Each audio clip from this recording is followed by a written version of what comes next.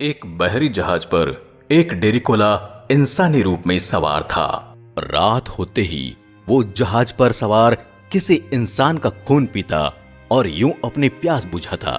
एक रोज ये बहरी जहाज बीच समुद्र में किसी चट्टान से टकरा गया। लोग फौरन लाइफ बोट्स की तरफ भागे। ये डेरिकोला भी एक आदमी की मदद से एक लाइफ बोट पर सवार हो गया। किस्मत की खराबी कि इसके लाइफ बोट पर सिर्फ एक ही शख्स था और ये वही शख्स था जिसने उसे बचाया और बोट या कश्ती में आने में मदद की।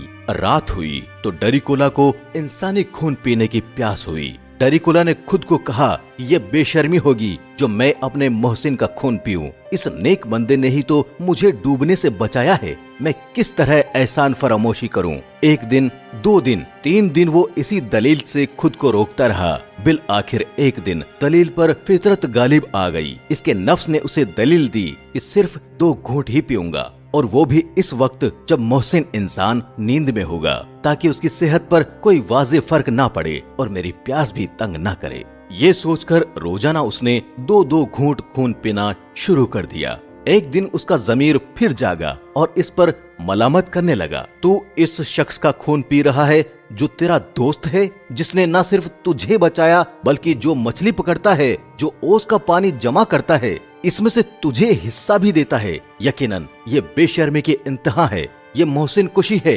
इस बेशर्मी की जिंदगी से तो मौत अच्छी।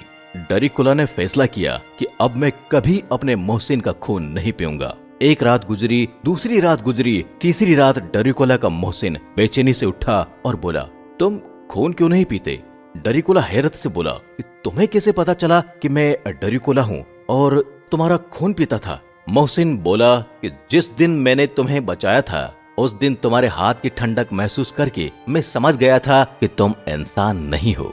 डेरिकोला नदामत से बोला, दोस्त, मैं शर्मिंदा हूँ जो मैंने ऐसा किया, लेकिन अब मेरा वादा है मैं मर जाऊंगा लेकिन तुम्हें नुकसान नहीं पहुंचाऊंगा। मोहसिन बोला, क्यों मुझसे दुश्मनी का इजहार कर रहे हो? पहले पहल जब तुम खून पीते थे तो मुझे तकलीफ होती थी, लेकिन मैं चुप रहता कि कहीं तुम्हें पता न चल जाए और मैं मारा जाऊं। लेकिन अब मुझे खून पिलाने की आदत हो गई है और पिछले 3 दिन से अजीब बेचैनी है। अगर तुमने खून न पिया तो मैं मर जाऊंगा। कितनी हैरत की बात है ना। बहैसियत कौम हमें भी खून पिलाने की आदत हो चुकी है। हम अपनी खुशी से, अपनी मर्जी से खून पीने वालों को मुंतखब करते हैं और फिर अपना खून पिला पिला कर उन्हें पालते हैं ताकि अगली दफा उन्हें खून पीने वालों को मुंतखब कर सकें, क्योंकि हमें भी खून पिलाने की आदत हो चुकी है। खून नहीं पिलाएंगे तो हम भी मर जाएंगे।